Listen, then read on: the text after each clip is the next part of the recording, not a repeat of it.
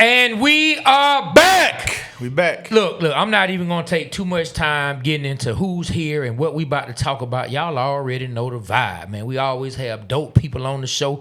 And I'm talking about the person who helped catapult us into your living rooms and on your TV screen, on the screen of your phone, man. One of those gentlemen, man, is here, man. I'm talking about our first big guest, who is a friend in life and a friend of the show, man. Yeah, you know what I mean? So, look. Without me getting too much into who it is, let me just say who it is, and y'all enjoy what this man and we have to say. Y'all give it up for none other than John Abraham, boy, rocking the Predator. I love that shirt. I Pro thought it Bowl was jersey, man. That's ain't no Pro Bowl. That's what I thought, man, he had it made. Look at Jay. Oh, but it looked like the Pro Bowl jersey. I said, boy, he got them to put Predator on that bad, boy. I do what I got to do, bro. Okay. Hey, Trey. I thought the same thing. I thought it was the yeah, he did. He was like, hey, man, let me AFC. get that jersey. I'm like, man, this is in this man. He got on us today though. Yeah, he did. He did. Talk about what he got. He did because I mean, y'all see it. Y'all know the shirts that we be rocking. These blood pressure birds are stressing me out. Oh. And the last time that John was here, we told him that we were gonna get him a blood pressure birds hoodie. And you know what? We just ordered him 2 of them from 285clothing.com. So if you want your shirt, John will be wearing them. Go to 285.com. and get you some. 285clothing.com. Oh, and I must say, I got to admit, he said, just say you wrong. He right. I have no excuses. 285 clothing. No excuses. I just straight up forgot. I had all good intentions to do it. Like he said, we even made a skit about it. But he said it on the skit in front of the whole world. Word. And I forgot to get it to him. But we got that taken care of. Shout out to SWAT's. Going to get that over to Abraham real soon. Clear that up. 285clothing.com. 285clothing.com. Yeah, make sure you get SWAT's, the address where it needs to go. I got you. But look, just some talk before we even started the show. I was talking about, we put out a post on Reggie Ball. If y'all haven't seen that, man, one of the Georgia Tech greats at the quarterback position. We had Reggie Ball on the show. Shout out to Reggie and all the people over there, part of his team. And I was talking about how we have a post we put out on Reggie talking about, UGA not recruiting him as a quarterback. And I said, boy, Reggie, he letting people have it in the comments. You know what I'm saying? I mean, boy, he called out a coach's, some coach said something to him, but he called out the coach's team's record for the season. I'm talking about in the comments. Hey. And the thing about it, John chimed in and said that, he just really spoke on how teams need to be real with people, man. Like, break down what you were saying when it comes to that. You were talking about how you watched the clip and what Nick Saban told him about playing the quarterback position. Yeah, I think that's what makes Nick Saban the great, person he is and the great coach he is. Like, when I say person, you got to understand, if you respect somebody, you're going to be real with them. Like, if I tell B Rich I'm going to be him on time, I'm going to be him on time. If I tell somebody I'm going to give him a blood pressure bird shirt, I'm going to get him a blood pressure bird shirt, at the end of the day. But like, when he's talking about that, because I was talking about how in my career I've had coaches, I've had people in certain teams lie dead in my face. I'm gonna be here for this. Da. You can prepare different. Like with him, he can prepare different. You tell me, well, you're not gonna play this position, so da. Okay, I can prepare different. He ended up getting to go to Georgia Tech instead of maybe going to any other school he could have went to. Georgia, Alabama, LSU or whatever. Went there. They pretty much BS'd him just to get him on the team. And then he ended up being a cornerback or being a receiver, and then he'd be unhappy for 1, 2, 3, maybe 4 years, you know what I'm saying? So that clarity and that transparency that I think every woman should learn, and men, the transparency is different from truth and lying. Transparency is being open before you even get to the responsibility of having to lie to somebody. Hey, look, and so the reason we brought this up again, because where I started going with it, I was saying, in the offseason, Kirk Cousins said a few things that us as Falcon fans didn't like. He talked about how he was actually injured, and it threw the Falcons under the bus. It made the Falcons, and Arthur Blank don't like being embarrassed, and it was kind of embarrassing. It was all everywhere. Kirk Cousins said he was hurt. Well, did the coaches know? Why did the coaches put him on the field? Did they try to hide it? And I said, you know what? When you talk about transparency, I think that's why Kirk felt comfortable doing that to the Atlanta Falcons in the end, because he felt like you lied to me in the beginning. Payback. You started this relationship off, on a bed of lies. So, hey, I'm going to just keep it running. You ran it on me, now I'm going to run it back on you. And I think that's what's Kirk's standpoint on that. And that makes sense. Go ahead, bro. No, and with Pennis being hurt now, it created the perfect storm, man. Like, I don't care how you feel about anybody on that team. Like my thing is with Penix, I'm like, man, this could be career ending. Like serious, like he's a quarterback, and trying to say he coming back is going to be tough. I had 3, I guess, season-ending injuries in my first 6 years. So he's had 5 in his first 8. Yeah, and this only his second year in the league. That's what I'm saying. So you got to think about how his mind's going to be coming back from that. Is it really worth it going back out there and trying to, It's a tough process that people don't understand about football, man. My big thing was like when I used to say, people say why he don't run so much. We know he can run. We know he can't do this. This is why. Like it makes sense now. Like it's very protective. Like even when I played, like I had bad groin injuries. Like after that 3rd injury, I was scared to like open it up all the way. Like when I get off the ball, I'm gone. But after that quarterback throw, I ain't going all the way down that field because next thing you know, rip, and I rip it again. And I have to miss another season. So like my first year here in Atlanta, I got hurt. And I felt like that was my 4th, like the 4th time I got hurt, same injury, and I was like, man, my career might be over before it started in Atlanta. And so I can't even imagine what he's going through now. So like when he got on that board right there, Falcons need to pray. Like, yeah, real talk, man. And I'm praying just for that man's sanity, bro, because people don't understand what it takes to come back from injury. Like as much as we want to talk about him as, we wasted a pick or we did this, you think about that man's career though, man. Think about he might not ever be back on that field like we want him to be back. You talking about this might be a 9-month injury? Think about 9 months of being away from something you love like that, bro. And this is probably his 4th or 5th time doing it. And you got to think about like earlier this year he had a little bone bruise on his knee. On the same knee. Yeah, and I think something happened to it. When I saw the hit, I knew he already knew he had messed his ACL up. Because many times I hurt my groin, I already knew. Like when I did something, yep. Yeah. Oh, no, you think it's okay? I said, man, just go and send me to the doctor. I already knew. And I knew he already knew. That's why he did a little second. They told me, he doing a second. Nah, he already know. Because I seen when he was on that ground. And when he got up and he started doing this, I said, he knew. I said, he knew right then. So let me ask you this. Let's talk about the state of the Falcons and Raheem Morris. Where do you feel like Raheem Morris went wrong this year? I ain't saying he went wrong, but, sometimes I think you have a lot of faith in yourself. So I don't think it was wrong. I think it just, let's go back last year. Everybody was kind of amazed that we got Kirk, and everybody was amazed that we got Penix also. So I'm not saying it was wrong. I think it was just a bad choice. It's like when you're gambling, man. You hit a soft, you got a 6, and you want to hit that card, and let's take this hit. They took the hit, and it looked good until the dealer flipped over the ace. And now we're in that position now that we kind of stuck because the guy that, not saying they threw Kurt under the bus or anything, they paid you a lot of money. So at the end of the day, it is what it is. Like, we can't feel bad for you. Like as much as he want to talk all this trash and stuff, nobody feel bad because they gave you buku bread for a cat that only had 1 playoff win.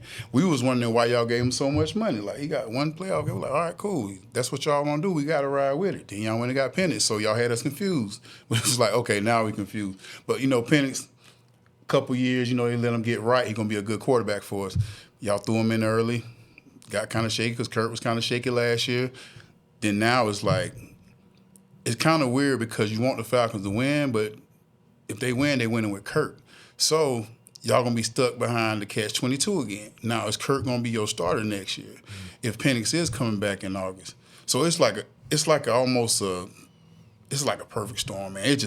Whatever they did, it's just like backfiring like hell. It's just like somebody cursed somebody did something. Like karma is coming back from somewhere. It really don't make sense. And like even last week, watching the game against Carolina, our 2 cornerbacks that I thought that was terrible, we needed them. they probably would. They probably been better. But we needed Mike Hughes. I'm tripping because I talk so much trash about Alford and Hughes, man. And then like watching that game, I'm like, who is 35? And I still don't know who he is. But when I seen Leggett go on that go route, and I'm like, nobody gets beat on the go route like that. He got to be bad. Like, oh, bad, man. Like I was your son just running like, against you. Look, I was like, Lord, I kind of want to see a 20 and 21 back in the game now. I felt bad for all the trash talking I was doing. I'm telling you. Look, let me tell you, not only did the dude get beat, my cousin is a big-time Panthers fan. He live in Columbia, South Carolina. He's a big Panthers fan, like real Panthers fan. he was telling me, I talked to him after the game. He said, man, I can't believe that sorry cornerback. Man, he let that, man, I hate that receiver. He was like, as a Panther fan, he don't even like that receiver.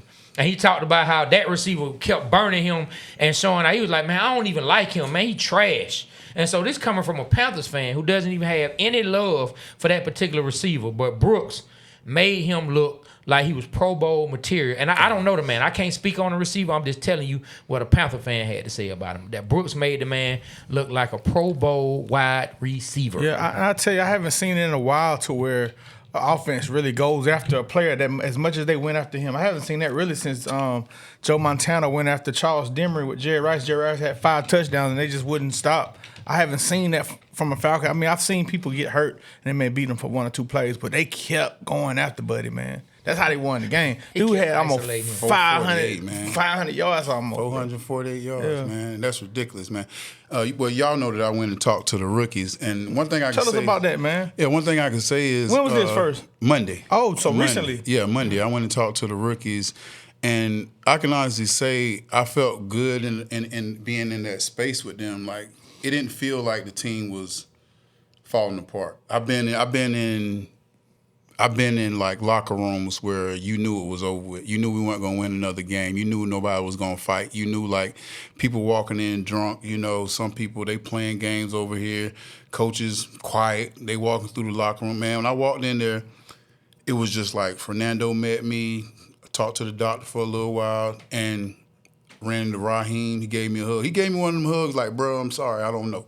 You know what I mean? It wasn't like he was like he was deflated. It was just like. You know, and he, you know when you ain't seen nobody in a long time, and they just like come up to you, came up to him, he was just like, yeah, just walked away, and I ain't even had to ask no questions. I ain't even had to say, man, how you feeling, nothing like that. I got to talk to Old Brick. Old Brick, you know, he's still positive. You know, like that's what I like to hear because even the players that I got to talk to. I got to talk to all the young guys. You know, Jalen Walker, I heard so much about this guy, but he is such a stand-up dude, man. Like, you know, I hear about people talking about how people in college, oh, he's this kind of guy, he's this kind of guy. He's a guy, you know, shake your hand, and he one of them old school, like, leaders type stuff, and I love him for that, man. But went through the weight room, all the guys were still communicating like they were, you know, 5-0 at this point instead of 0-5, you know, straight. Like, all these games they lost. Like, that's what I liked about I'm saying with Raheem, because if he was a coach that they didn't mess with, like when we had that whatever his name we don't talk about, you know what I'm talking about. I know. Yeah. Sweet. Yeah. Whenever we had that guy, like when you walked in the locker room, you could tell like we like this, man. You know, people like, man, what we doing tonight, man? You know, bro, we got practice. We ain't worrying about practice. You know, season almost over with. You know, we didn't care about that. Then we got like. It was just when I walked in there, man, I was thinking I was gonna get like, you know, everybody was down and everything like that. And I'm not saying they don't have a sense of urgency. Yeah. I'm saying that you can tell it was like we working. Yeah. You get what I'm saying? Yeah. It wasn't like they were ready to check in for the season. They know they got like, look, we got these many more games left. Let's see if we can clean this thing up. That's what I like to see when I was there. That was the most important thing I saw. And just the responses when I talk to people, like when I talk to Old Brick, when I talk to, you know, like the other coaches, like when I talk to people, they weren't like, man, Abe, I don't know what's going on, Abe. You know, they had questions that made sense. I don't want to go into detail of what they told me because that's part of that's a part of their squad stuff. But how they was answering questions, you know what I mean? Knowing that, you know, I knew a little, you know, I do a little talking and stuff like this, but everything they had was precise. It wasn't way over here trying to BS me or something. If this wasn't working right, yeah, you know, we need to work on this right here, Abe. You know, but we doing good there. Like, cool. Talking to them, boom. Asking the rookies, how y'all feel about this? You know, that, oh, yeah, you know, I'm like, dude, how they ready to answer these questions? They ain't running away from it trying to like, oh, yeah, well, if we had this or if we had this, we'll be winning. They just like, nah, you know, we messed up on this. You know, we got to get old boy to do this right. I'm like, that's what I'm talking about. Like, so that's what makes me like, you know, Raheem, because I know him as a person. And it's going to be tough if Kirk went out because we're going to be like, hey, I asked somebody that, like, before Kirk got in the game, I said, man, so what if Kirk win this game? This one we was at the game last week. I said, what if Kirk win this game and then he win all these games for the rest of the year? What are we going to do? Like, literally, what are we going to do? As fans, we kind of wrote him off, So like now, like I hate to be a fan like y'all are, because I'm a fan that, you know, I got a connection with the team. You know, I played and stuff, so I can kind of disconnect. But saying that y'all got to reconnect with Kirk, y'all might have to swag and surf again. like, y'all really might have to get back on the swag and surf train, man. Hey, bro, I was like, man, I feel bad for y'all, because I can kind of just walk through. I'm all right, you know. I got my name on it, like I'm good. I can walk. But I'm like, what y'all gonna do, man? If y'all have to swag and surf again. What if y'all have to swag and surf again? You gonna see John standing up there? No, not listen, I want to go here. I want to ask you about some specific players, because I know the fans want to know. Right. I know in the beginning of the year when you came with us, you talked about James Pierce Jr. Yeah. Now having to see him play, I want you to go and talk about him, and then I'm going to ask you about another player. So I just think he has a lot of growth. Meeting him now, you can tell he's an individual that has had to fight a lot to get in a position, and he's just trying to relax, just like I was when I was young. Like I told him straight up in the meeting, I was like, look, I was the number 2 first-round pick too, man. And like, it ain't as fun as people think it is, because you really ain't the first-round pick in your mind. You like, because you the second pick in the first round, like, so it ain't the same. So I said, I know what you're feeling, bro. I know how you doing. But he just young, man. Like, he just young, and you can tell, like, if he get the right people around him, you know, being in Atlanta can force you to be something that you don't want to be. But when I say he's an intelligent kid, like he told me he like 242. You know, I love that weight on him. You know, he can move. But once he start learning the game and once he start really becoming a pro, we'll see the best of him, because he got all the physical attributes, right? Yeah. Physical attributes he has. But right now, it's just in between those ears right now. So it's just going to get better. Hopefully. Like I told Jalen, I said, all y'all got to stick together, man. Like, y'all whole rookie class, even though y'all 5 guys need to be like this, man, because that's what helped, like me, Lavernius, and all the guys that came. Like, it was like we had 4 first-round picks and we had Lavernius, so that was 5 of us. We was gonna make Lavernius sure. Was good too. Yeah, we're gonna make sure all 5 of us. Lavernius used to stay with me on the off season. Yeah, he was good. He used to drive from Jacksonville. I hadn't heard that name in a minute. Yeah, he used to drive from He a cop now. He used to drive from Jacksonville to come stay with me in South Carolina. He said, man, I can't get in trouble no more, Abe. I got to come stay with you. So that's the kind of maturity that, you know. And this young John Abraham? Yeah. And you kept him out of trouble? Yeah. He should have kept you out of trouble. Nah, Cole, you remember Cole got kicked out of school? Now, Cole's nickname is Trouble. Okay. Like, literally. Okay. I got him tatted right here, LC. That's my right-hand man. Oh, wow. That's crazy. Yeah, so I'm like, dude, he used to be at my crib all the time. Like, that first 2 years, he was staying at my little house in Columbia. Like, I ain't going away, man. I'm about to go work out. I'm dead serious, man. But that's stuff that people don't know. That's what make you like family, man. You know. Yeah. All right, the next person I want to ask you about, you touched bases on him, but just go in depth in what you seeing on the film. That's Walker. Jalen Walker. Yeah. With him, I see more like it's hard, because even I told him, I said, y'all gotta like watch yourselves. Don't worry about trying to be like everybody else. So trying to compare him like Cam Jordan is kind of like the guy I think about, but then he's only 250. I asked him, I'm like, man, how big you? He said, man, Abe, I'm like 250. I'm like, you only 250? I'm like, you just like thick on the bottom or something, because you look bigger. But I forgot he's short. Like, he ain't short, but compact. Yeah. So he like 250. So I'm like, you know what you got to do. You know, and you don't got to tell him much, because if you ever talk to the Walk, he just like sit there and listen to everything you say and just sit there and diagnose everything. But I think his biggest attribute is his family, man. You know, having his mom and dad close like that, having people that he can talk to. As a player, I think he'll get better the less they move him around. And I talked to Old Brick about it. You know, I was like, yeah, man. He said, I just got to find 4. And I don't think he mind me saying that, but he said, I just got to find 4 that can, really get off the ball so I don't have to blitz so much. He said, I blitz about, 30, 40% of the time with like 6. He said, when I was in New York, I only had to blitz probably like 20% of the time. So the blitzing had to go up more, because I don't have the stability of just leaving 4 out there.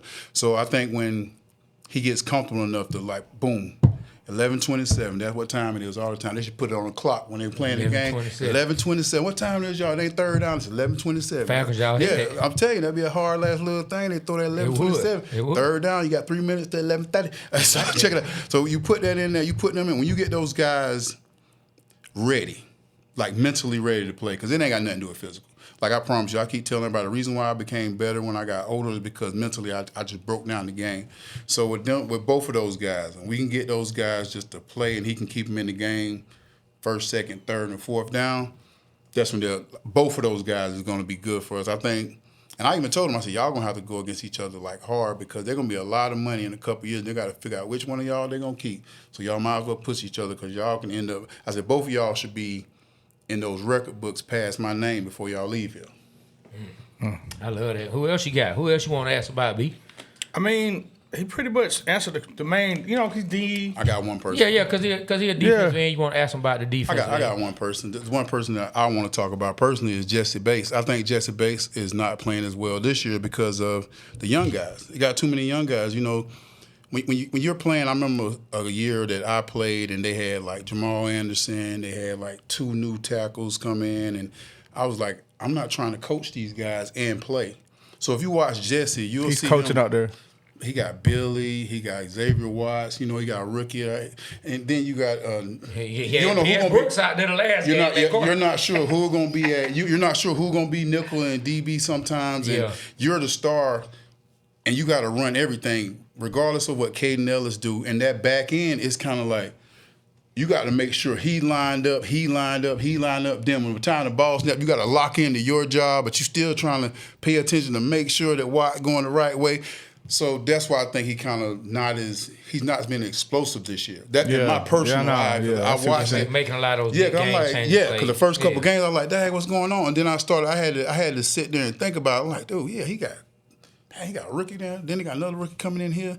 Man, it's a lot being a rookie and well, Hughes, y'all got credit now because we seen how 35 was. So Hughes and Alfred, y'all all right now because we seen what we could have had on the field, what we did have on the field. So I think that's the only reason why he's kind of like not been. I think he's still that guy.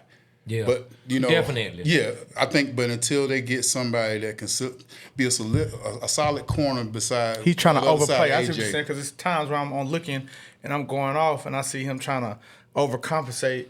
I don't think it's overcompensating. I think it's like being cautious because you can't make a big mistake and somebody else like I can make a mistake if me and you doing something and both of us know the job. If I make a mistake, you can cover me.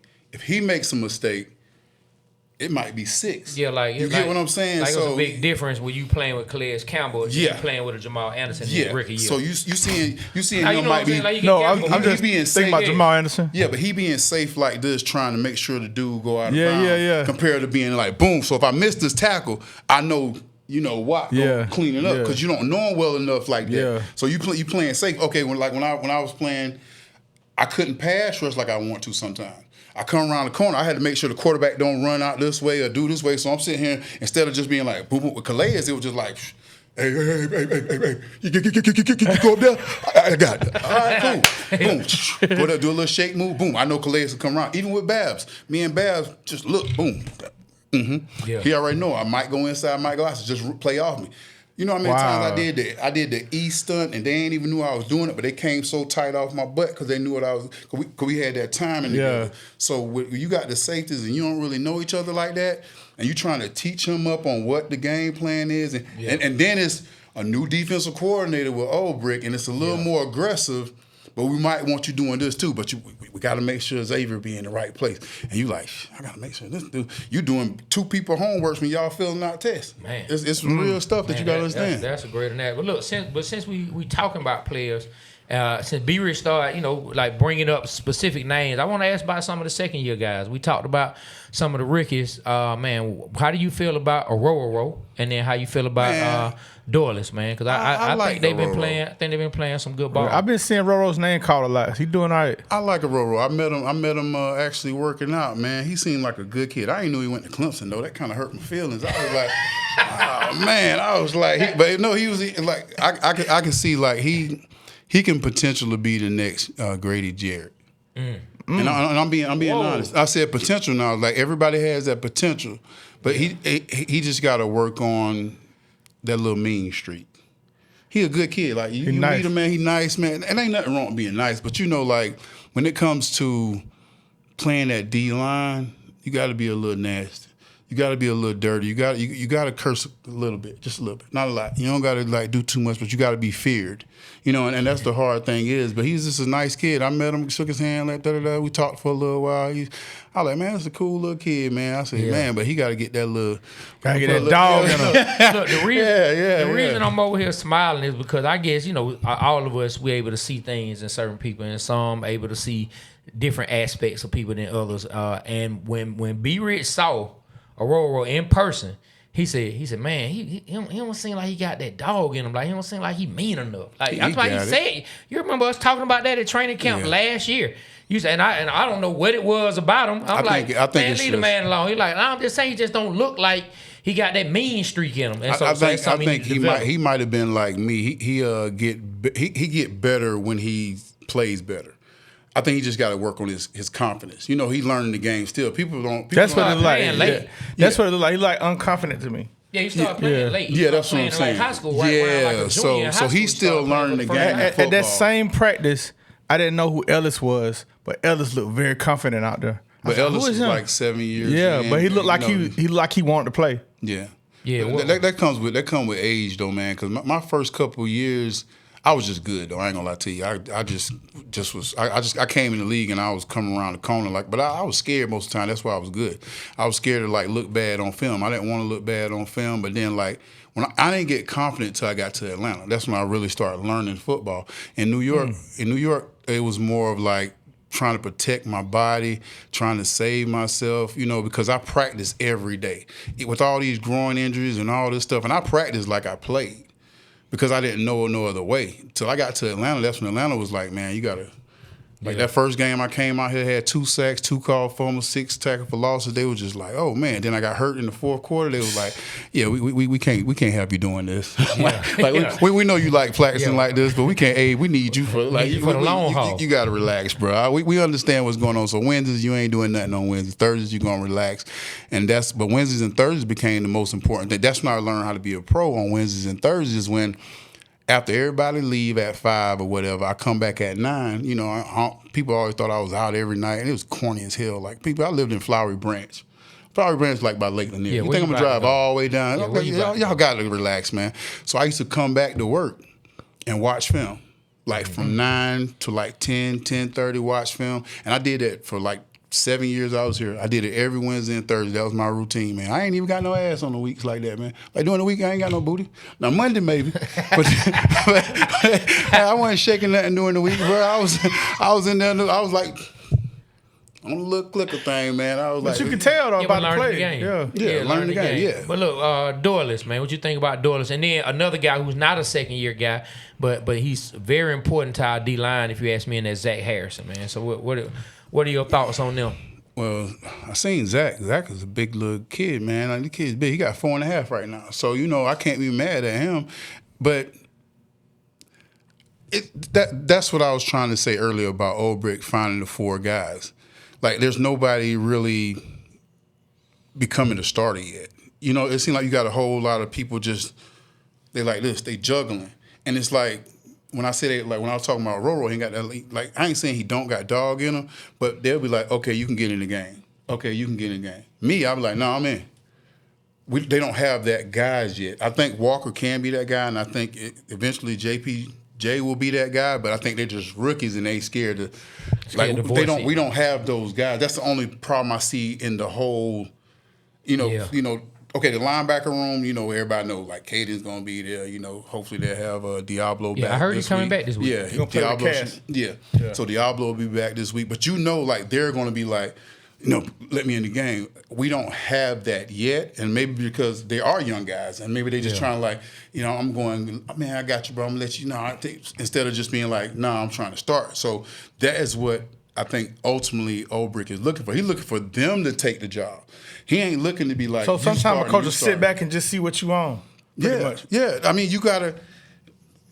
Y'all did music. Y'all already know. If you got a guy sitting here doing this and just going back and forth, you wait for him to just be like, boom, tell him motherfucking shit.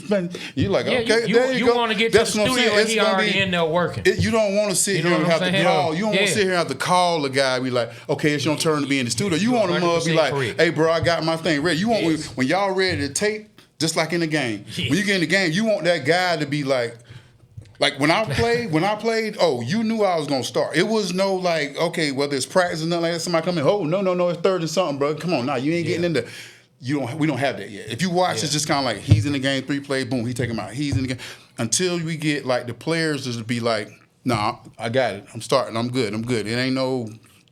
That's what I think they miss. I think all of them are just like juggling. They kind of like scared to touch, like step on each other's toes because they have a good rapport with each other. But it's kind of like, bro, if you the best, we need you on the field 3 times out of 4. 3 times out of 4. We don't need you being in the like, yeah, I'm going here 1 and come in. Nah, bro, like we need you. We need to find 3 and 4 in the back end. It's just gonna come up there every time when there's a big play. Because every time I see it be 3rd down, it's a different set of people. You might have 17, might have 11, might have 27, might have 56. I'm like, these are too many numbers for me to remember. Y'all remember 5-5 coming around that corner. It was 3rd down. Y'all like, where the hell Abe at? You know what I mean? So now, like this the what I'm fact that saying, you know like, that. this what you got. This what I'm saying. Like I look in the game to have 17 in, and I ain't knocking AK. I ain't knocking none of these other guys. I'm saying as a defense.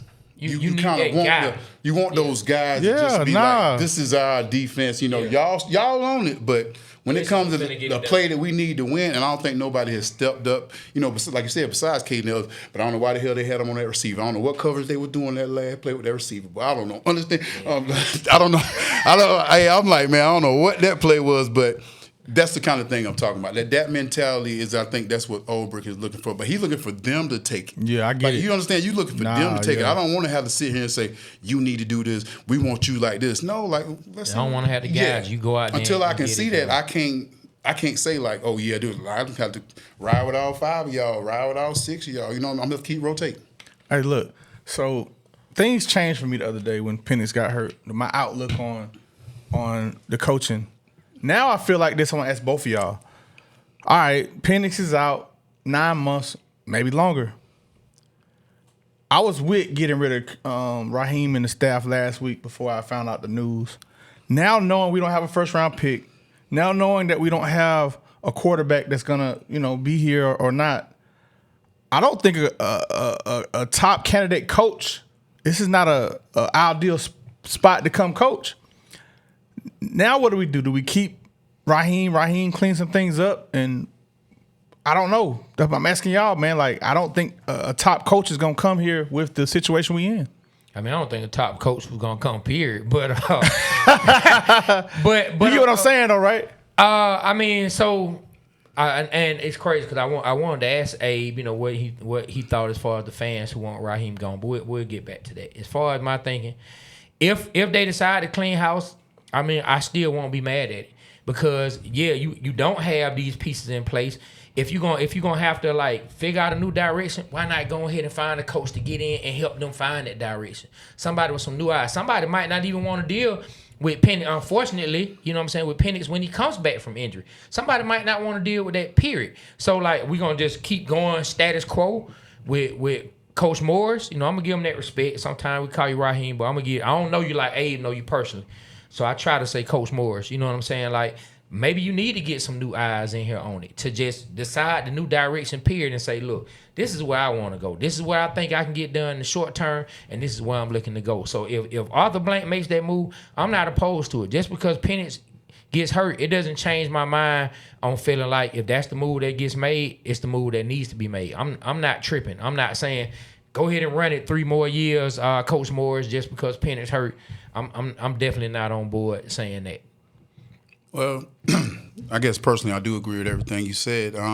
Like I said, I don't want to say it's a shit show, but if I was a GM right now, if I was a head coach, if I was even a player on the team, I'd be so concerned about what our future is going to be. You know what I mean? Because, like I said, the turmoil last year just from going from Kirk to Penix, then, Penix going out for a little while, then Kirk coming back. Beginning of the season, Penix going down, Kirk coming in for a little bit and didn't play well. Coming back now, didn't play well. And I honestly don't know if I want them to win out or not because I don't know if I want Kirk to have that confidence to say that next year he's going to be our quarterback. Or but then we don't know if Penny's going to be back, like you said. So for me, it's very tough because I want to see them win because, like I said, I have a personal – I like seeing, like, people like AG and, Raheem, people I knew for, like, so long. I want to see them win. I don't want to see them fail in this game of football, especially in the game of life. But it's like, as a commentator, you looking like I'll be dead wrong for saying that they should keep him. You know what I mean? I'll be dead wrong because of the choices. Because people going for Fontenot now.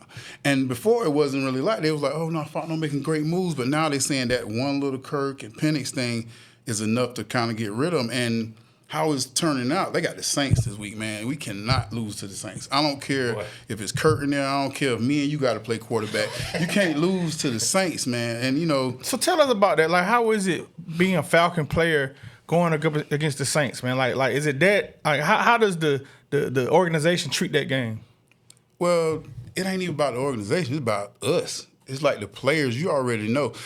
Okay, y'all done been in the stands before. You see how them Saints fans act.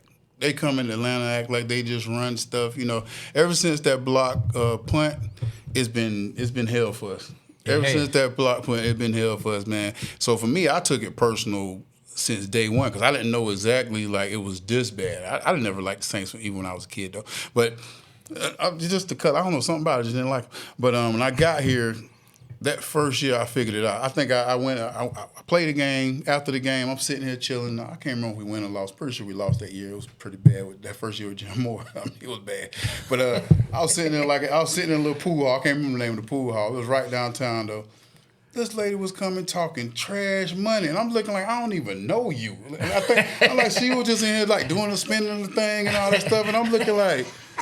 And my homeboy at the time, how your homeboys just throw you under the bus. Oh man, he played for the Falcons. Girl, you tripping? I was like, she went up all the way. She went more. I was like, I said, man, why you had to tell this mother this? I'm like, God. So it stems from that, and I know from me personally, it just stems from like that punt, like literally that block punt.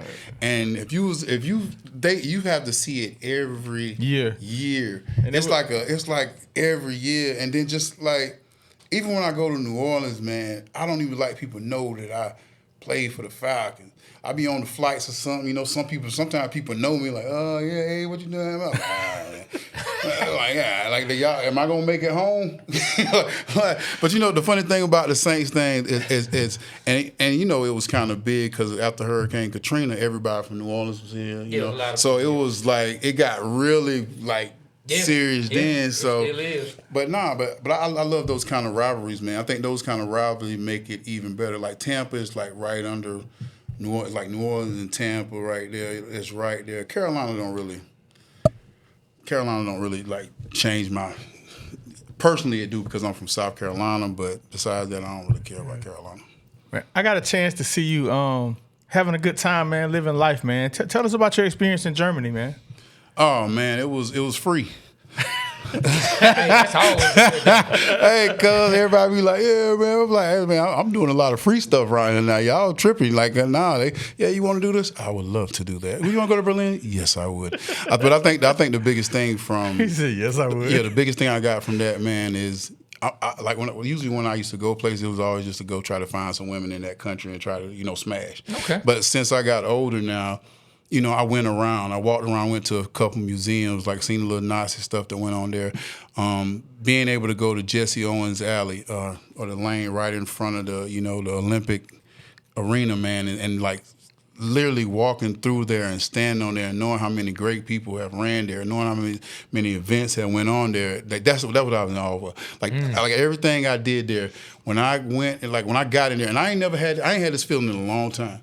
Like, when I went to the Raiders the first time, I kind of got I don't even know what the feeling is, like not like my hair standing up, but just feeling like, dude. Nostalgic kind of. Yeah. So when I walked in and I got my ticket and I went into the thing and I got in my seat and I was wondering, like, I wonder who's famous or who made something happen right in the spot I'm standing in, man. You know? And I was really just like, felt like I was a part of something. Like, and I might not have did nothing but just waved a little flag and did all that stuff. But that was the realest feeling I had in a long time. Going through all my mental health stuff and doing this TMS, I can go from like 10 to 1, but I stay at 5. Like, I'll get happy for a little while, then I'm here. I get sad and I get here, but I'm never like just terrible. Like I don't.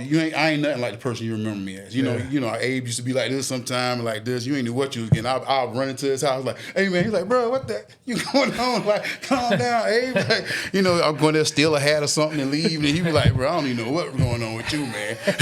Hey, so but that was the best part. But and then watching them play in Berlin, you know, thinking that we was gonna win the game, you know, just feeling so good about it, but watching Daniel Jones, man, and I ain't even trying to.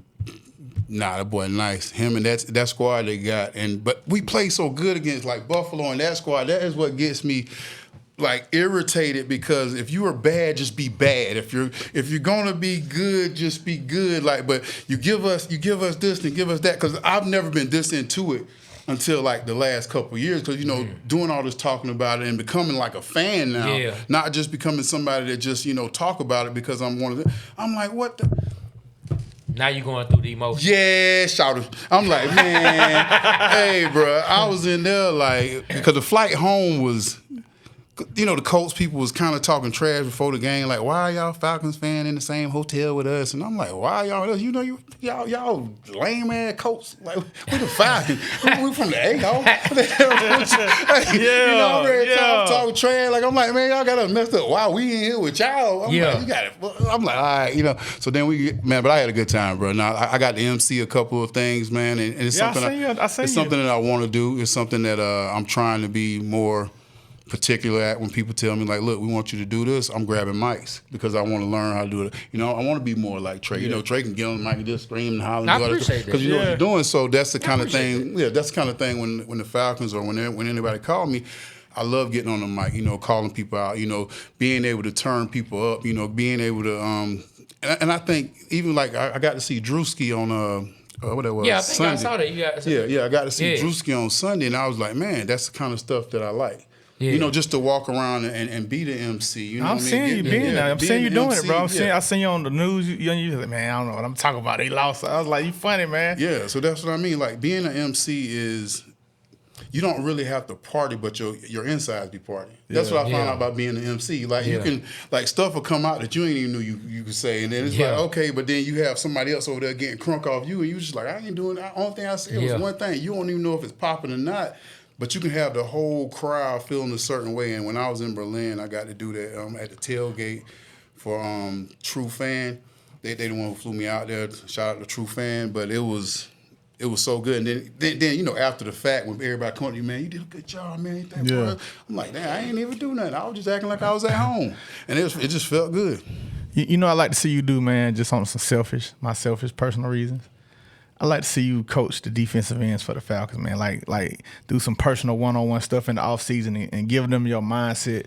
I think Chuck Smith, he did that, and I always like Chuck being around him. I think that you could really excel at that. I literally got a text from one of my partners a couple days ago out of nowhere. He said, my partner Jeff, shout out to Jeff. He said, hey man, you think John Abraham will be down to coach the defense? He wants you to come coach the D-line. He said, man, you think Abraham will be down to coach the D-line? He literally I think you'll do good at that, John. A few days ago. I tell you what, I'm going through my phone right now because y'all talking like I'm still young or something. But you see who number that is? Oh yeah. You can say his name out loud. Oh, Nate Ollie. Okay, so, you know, I read through some words in there. your boy, he says stuff like, yeah, man, I've been trying to get Robert Mathis. I said, Robert Mathis, why the you need Robert Mathis? He said, you got me. Shit, he like, hey, let me get that number. Like, hey, man, I really think. I'm like, you talking about Rob? Rob my guy, but I'm like, dude, you got me right here. He's like, shit, I ain't knew you would come through. I like, yes, hey, let's get it done. Yeah. So, you know, that might be in the working. I told nigga, I was like, look, man, you don't understand. Like, most time you don't see me around the team. If you don't ask me to come, I'm not begging you to come anywhere. Like, people's asking me about, oh, you going to Carolina like that? You go to Carolina? No, if you don't ask me to come. Falcons reach out to me.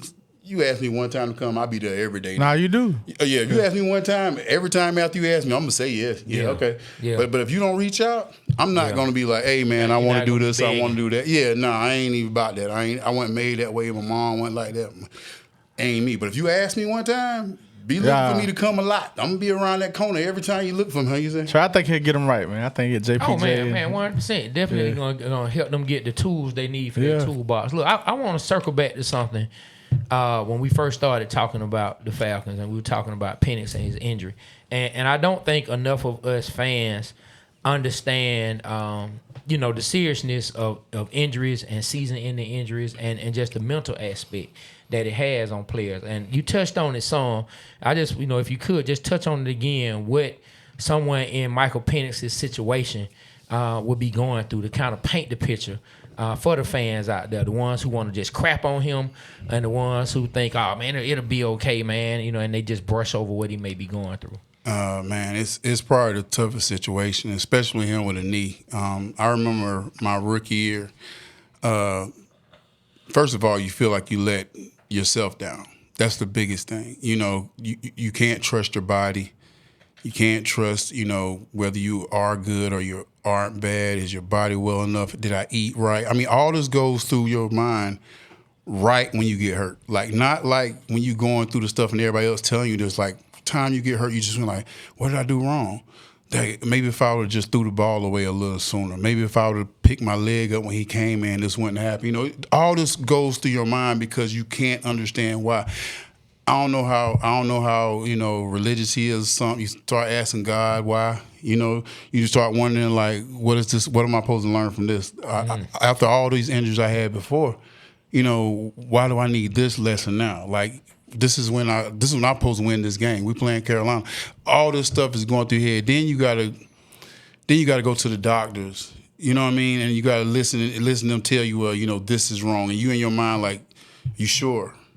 You know what I mean? You're trying to fight the most evident thing that you already know. Cause I told you, when I seen him get hurt, I knew he knew what it was because he went through it before. Because I've done the same thing. When I would try to tell myself, and, doctors would tell me this. I said, let me get a second. They like, nah, this is what it is. I'm like, you sure? So you got to go through all that. Then you got to come back to work and start rehab. You think about somebody told you right now, you got 9 months before you come back to the game you love.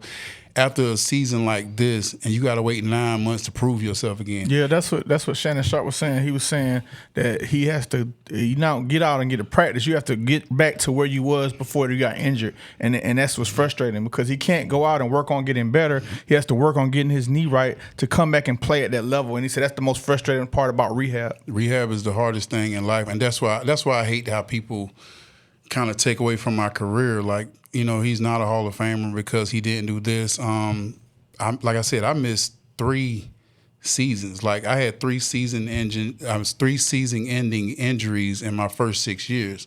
And my first year here, I had another pretty much season-ending injury. So, but I came back every year, and I still was able to, maximize what I had left in my career. But also, what comes with that is a lot of regret and a lot of doubt. It comes a lot of what ifs. It comes like, think about how he feeling like I had these many games. We was going to win this game in Carolina. Now we lost this game. Now my season might be over.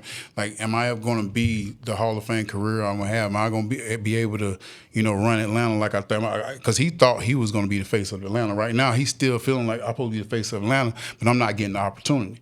Yeah. It can be, and I'm sure he's been through this before, and I hope he has the right people around him to keep his head up because he still has a great life to follow after this, regardless of what go on after him in his football career.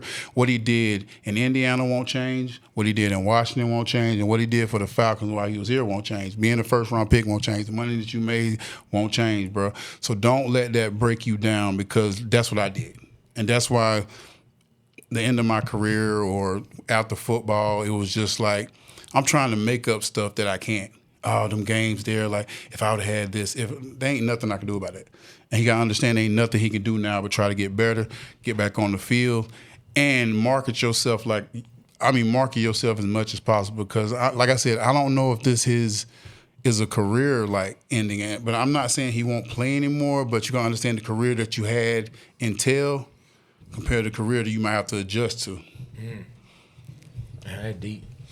A lot of people don't think about that. And I say it to people off camera, and maybe I've said it on camera before, but one of the best things for me personally in doing this podcast is being able to see the athlete side of it. Because we as fans, we don't think about that. Like we just see a logo on the helmet and the name on the back of the jersey and the number, And it's like everybody not real humans, but it's things that happen outside of those lines, outside of that court, outside of that baseball diamond, outside of that boxing ring, et cetera, et cetera, et cetera, that these athletes, men and women, that's out there, people such as yourself who play at a high level, that y'all still have a regular life to live, and y'all have emotions, y'all have ups, you have downs, and and I think it's dope that fans get to hear that and get a different perspective. Yeah. I agree, man. Man, it's funny, man. Time go by fast. We had other things to go by. Gotta wrap it up soon. Well, look, before we wrap it up, this guy, I know one thing he's been asking a lot. One of the guys in our group chat, you know what I'm saying, and you don't have to necessarily mark him. I just I don't never turn you down. Yeah, I just want to bring it up. Yeah, you don't have to get into it, but like I ain't been to strip club in 5 years. They don't have none of Okay, that. Hey, look, and just so you know, Don, you know what? The problem with me. You know what? Yeah, probably. I was just about to say, and it's been longer than that for me, but we just shot a skit at Blue Flame. Shout out to the Blue Flame. Went back. I was just there about 3 weeks ago. Now, mind you, no one was naked and dancing, but I was there about 3 weeks ago. But this guy and another one of the gentlemen in our group chat, they keep asking this question about Trae Young being traded straight up for Ja Morant. Would Ja Morant be a better fit in the city of Atlanta for Trae Young, and Trae Young be a better fit in Memphis? So that's some of the Hawks talk that's going around now. Well, for me to sell tickets, I would like Ja to be here. I mean, I don't know. Then. I'm talking about, not saying, but I'm more of I played like center. I was more of a attack guy. So I like his game more than I like Trae game. If that makes sense to you. I like people that play above the rim. Yeah, I'd rather see some, and we ain't had a real Dominique Wilkins type player like that can just electrify us. Atlanta's about electrifying. You go to a Falcons game, you want to be excited. That's why we miss Julio. That's why we miss these big exciting players. Like we got Bijan. We want to see Bijan hit that, every time. It's an exciting place. This is a place of music. This is a place of actors. This is a place of excitement. Not saying Trae don't bring excitement, but he don't bring it like Ja. But Ja might be in Magic too much. Hold on now. Right? We might have Ja gonna be in the city. He gonna be out. He gonna be in the city. Gonna be out. So every time he step out, his theme music gonna be Yandro. We be in the city. Say you gonna hear it every time he step out. I didn't know we was going here, but I pulled up some numbers. All right. I did a comparison with Trae Young and Ja. Ja. Get it. All right, in scoring, man. Trae averages 25 in high volume. They call him a high volume. Ja averages 24. They call him a paint scorer. The verdict, they just got different styles. Right. All right, efficiency. Trae is 42 to 45% field goal, 3-point, 33 to 37%. Ja is 47 to 50%. 3-pointers at 30%. So the verdict for efficiency is Ja Morant. Playmaking. They say Trae has about 10% elite passer, top 3 in NBA. Ja has 8, good but not elite. The verdict, Trae Young on the passing, playmaking. Shooting, Trae deep 3, logo range. Ja limited shooting, verdict, Trae Young. Athleticism, we already know the answer to that. Yeah. Verdict, Ja Morant. Defense, both below average. Ja slightly better, verdict, Ja Morant. Overall impact, Trae controls the offense, elite passer. Ja controls pace, explosive finisher, verdict. Trae equals higher floor. Ja equals higher ceiling. Yeah, that's what I said. Like, bring him to match. Shout out to Chat GPT. Yeah, we're gonna. Nah, what I did was I took both. Hold on, listen. Jesus Christ. Don't bring him in. It ain't got nothing to do with you and Chat GPT. So no, I did use my Chat GPT. I know you ain't even have to use it. But I didn't ask it. I what I did was I took both of their career stats. And I put them in. I asked them to make a comparison for me. I know. And anybody out there listening know that's what you did. Okay, cool. I just said shout out to ChatGPT. So how y'all feeling about the Hawks this year though? The Hawks and the Bulldogs. I know we ain't got a lot of time, but y'all can. I feel like the Bulldogs peaking at the right time. This team had me nervous in the beginning. Doug, no. Be Rich, no. But I was real nervous. I felt like they weren't even sending the game plan until after halftime. I said, Kirby need to talk to somebody who runs Uber or talk to somebody with FedEx to make sure the game plan get there in the first quarter because it wasn't getting there to the third quarter. They were letting, what I'm just saying, they were letting people run up and down the field. Then the third quarter, they were shutting people down. But now this team seems to be peaking at the right time, and we got a little game. I don't know if you know, Davin Bellamy played for the Bulldogs. He came and broke down like how these young guys are growing, and I think it's happening at the right time. I think they're playing their best ball going into late November and December instead of starting in September and then staying flat and not coming up and growing more and more. So I like where the Bulldogs are right now. As far as me, I feel the same way about Trey. I feel like I'm worried about the Tech game because they always give us a hard time. But if we can get past that, man, I think we're gonna do some damage in the playoffs. That's what's up. As far as the Hawks, I like where the Hawks are going. I like how they're building. I like our young nucleus. Right now, I'm torn between trading Trey and trading KP Porzingis. Because, like he's on an expiring contract and it's not a lot. It's kind of attractive to other teams that want to get rid of some of their bigger assets. Attractive to what team? Some people want to get rid of some of their... But you said it's attractive like you know this. I do know that. Who are they? Now, we always had they said like he got some inside information. I'm going to tell you what he said. Chat GPT said, or he saw a meme, somebody put that in the chat. Why I can't think for myself? Because I know you. You know you don't. I know you. I look you all the time. You didn't start that Porzingis talk until somebody put it in the chat. And then all of a sudden you say but I put it in the chat. I put it in the chat. I said, you saw it. Man. Yeah, let me tell you, made me say a Big O scored 32 times in a row. And he hit 8 threes. And I'm like, well, damn, why isn't Porzingis playing? This is me thinking. And I'm like, they need to trade Porzingis. Let me ask you this, then. Did you see the Hawks and Detroit Pistons game? Yes. So you saw how height really mattered when it came to the Pistons, right? Yeah. You see why they need Porzingis in that rotation. I'm not saying Big O need to stay on the bench, but I'm saying they need that height. Figure out how to play them together because Big O is starting to light it up. Well, I ain't going to say he lighting it up. He's starting to shoot better, a lot better from three. Lighting it up is a stretch. You know what I'm saying? 8 threes in but, one game. He did. But you need that height. The Pistons just straight up abused that height in the beginning of the game, and then when they got it tight to the paint, they started just kicking it out, and then they were killing us with the threes. So they need that height. And the Hawks have actually suffered from like a lack of height over the years. Like we've been losing the rebound about it. Everybody wanted to get rid of Clint Capella. Clint Capella can't make a layup. He can't do this. He can't do that. But at the end of the day, when Clint wasn't on the floor, we were getting murdered in the rebound. You know what I'm saying? Column. And I think the same thing will happen as we go and face bigger squads. That's why I think Porzingis needs to stay on the team. You know what I'm saying? Until he can't play or just if he proven that, he just not valuable to the team. But until then, I think his height matters. That's just me. Well, when I say trade him, man, I'm, of course, trade him for something that another center, a younger guy. You know what? We finna bring in a top 5 quarterback tomorrow for the Falcons because it's that easy. No, it's not.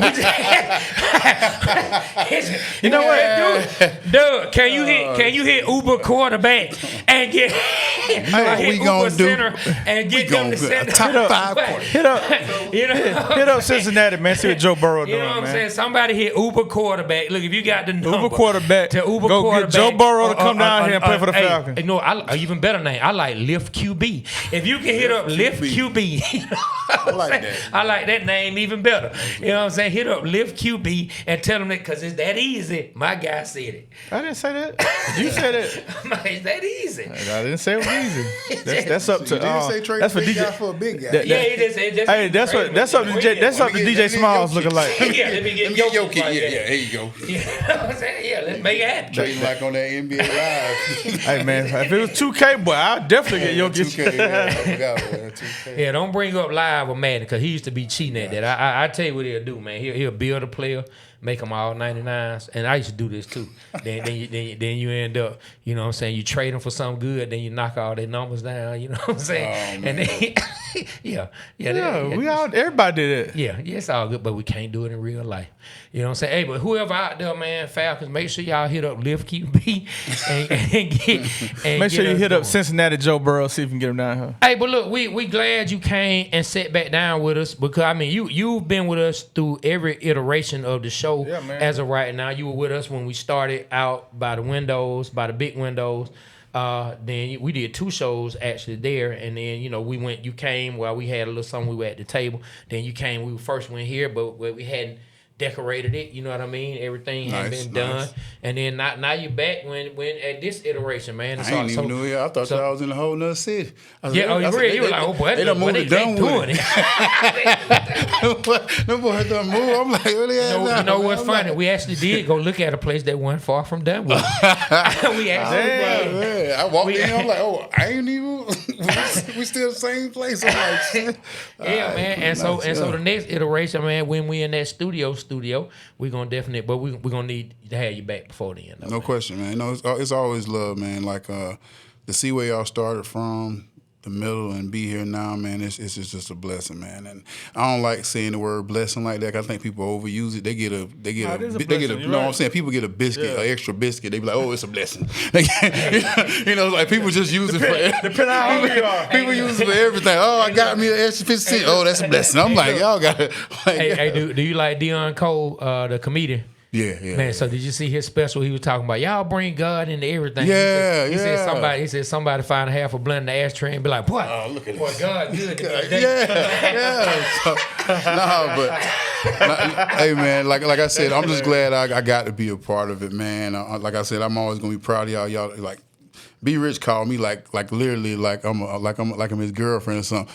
Hey, you ain't here yet? Oh, all right, man. I'm coming, man. I'm right here, dog. I'll be there in a second, man. I'm right here, dog. Calm down. But I love that kind of thing. I love that y'all put that much respect into me and you know enough trust into me that I can come in here and make y'all show you know a little better or even just get through it. You know what I'm saying? So that's why I appreciate stuff like that, man. And it's definitely like when I say y'all are one of the shows that really like, and I'm not saying this to just like the Keo them show and y'all show was the shows that really showed me that you know you are worth it. You know you are a good person. You can do this. You know y'all two shows are the main ones. I've done a lot of podcasts, but those two shows. Like seeing myself on y'all show was just like. Wow, man, you can fit in if you want to. I'm seeing a difference too. I'm seeing you out here doing your thing. Like I'm seeing the confidence. I'm seeing like you do belong out here, man. So keep doing it. Something good gonna happen, man. Get them boys right when you start. Yeah, man. I'm waiting for that. Players, man. It's gonna happen. Ali, come on, Ali. Come on, Nate. I might have to switch that 55 back on. Go out there for a play or two, man. I'm telling you how they getting paid. They cut that. I think 47 years old, boy. I'm gonna get a couple. I'm coming around that corner. I think you got about a good couple third downs in the game for you. Nah, man. I got to play the whole game. I ain't with that little third down because you can get a sack on first play, man. So I'm all about you gonna put me in there from start to finish because you ain't getting but one game out. Yeah, that's it. So you getting one game, 40 plays right. at most, boy. That's it. Oh man, look. Oh Lord. Speaking of one play, What happened? we haven't asked you. I want to see what you think. Okay. I already know where you're going. 4th and 1. 4th and 1. Uh-huh. The offense has to have it. B Rich is the running back. Oh Lord. Against a pro defense. Do you believe he can get that 1 yard? If he's with the Philadelphia Eagles line, yes, because that's only because he got the ass back there, so they gonna get that tush push. Hey man. Hey, put him in that tush push. You gonna get that tush push, right? I'm just saying though, they call it the tush push, right? You don't think I come out of the backfield and get No, you can't. No. I don't think he can come out of the background, but I think if you put him in the tush push. All you gotta do is get the ball and they get push you can get that, bro. You can So- get 1 yard. so being in the back, saying getting they the put ball you 5 6 yards back. No, but they put you behind Philly line. You can get 1 yard. He said he can get it on a pro field against pro athletes. No. He said with he a can good make it line. happen. With a good line. You gotta have a great line. Cause you look slow to contact, like even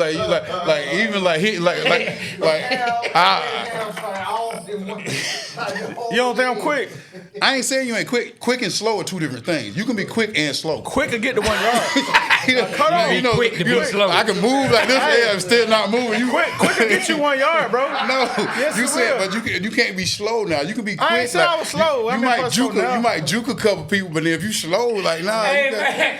Yeah, Hey, like, he come said, on boy, now. you can be quick to be slow, boy. You I'm telling can do you, that and still not move. You seen that? You seen that move, boy? You seen that, boy? Like, nah, man. Put it together, man. You went 2 Put steps. it together. Nah, Put it together, you man. got it. Man, so how many people now? Let's go down all the names who have Somebody said said yeah? said Yeah. that you couldn't. said yeah? Only one person, and he's a very positive brother at this point in his life, and that's Reggie Ball. Reggie Ball, the only one who said that he can get it. I said he could get it. Mike Turner said it ain't happening. Especially when we told him his age. Mike was like, "Oh no, oh no." Who else said it, man? Remember, everybody else. I don't remember. Say everybody else. I said he could get it if he get the tush push. If he get that same feel. But we talking about as a running back in the backfield. There ain't no way. But I'm saying, like, I'm trying to give you. I'm the only person that gave you a reasonable, sensible thing that could probably happen if you get in that tush push. Too easy. You just need 1 yard. I wouldn't care if you getting paid for it. I'm getting it. I got a question. Yeah. Don't you still have to run more than 1 yard? No, you only got 1 yard. So you only got tush push. Tush push. No, the tush push. The tush push is just like a quarterback under the center. All you gotta do is fall forward. And then people behind them are pushing. And they call it the tush push. We can tell who don't watch football. We can tell who don't watch football. I didn't even say that part. I thought he was gonna be 5 yards. No. The tush push is straight up like they under the center and you just. He can make. You don't think he can do a tush push though? I'm talking about tush push though. Tush push. Everything. Tush push. If I train. No tush push. Tush push. He right under. He right under the court. All thing he got to do is go forward. But I also know him.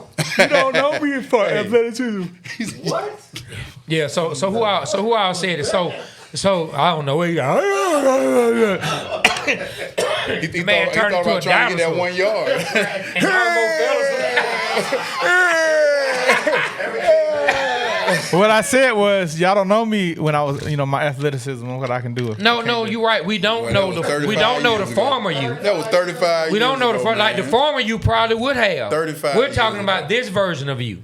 Okay. Hell, the former you didn't make it to the league. Right, The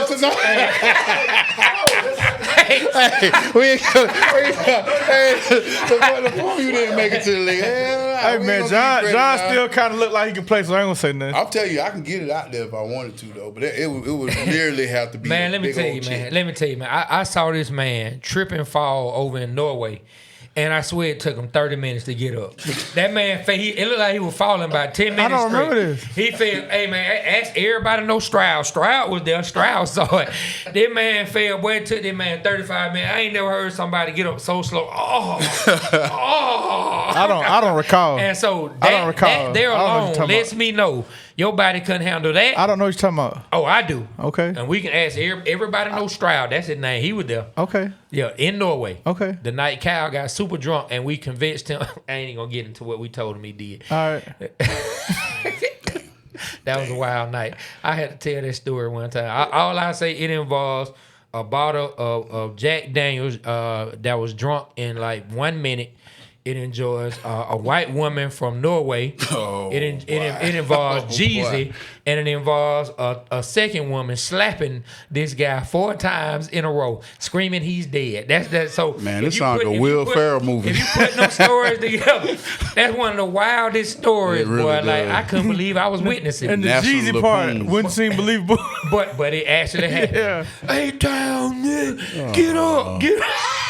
Y'all got the janky promoters, the janky motors too, huh? Jeezy did Hey man, get up. Jesus was like, this is a true story. Jesus was really there, trying to motivate this man to get his drunk butt up, and another woman was slapping him, saying, "He's dead. I tell y'all, he's dead." No, he was doing was passed out.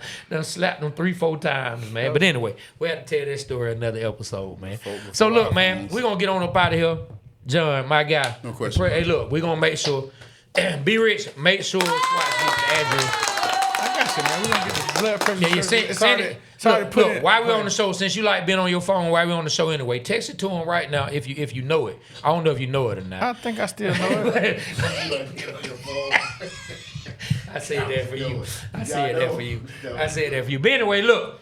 Atlanta, like we always say, the Waterboyz Show, we represent Atlanta because Atlanta represents us. On behalf of myself, Trey, can't get 1 yard, be rich. We got the great John Abraham 55, a.k.a. the Predator. Super Mario's in the building. And you know we got Aaron Whoa Pittman and Doug, man. The Waterboyz Show, we are out. Kill the camera.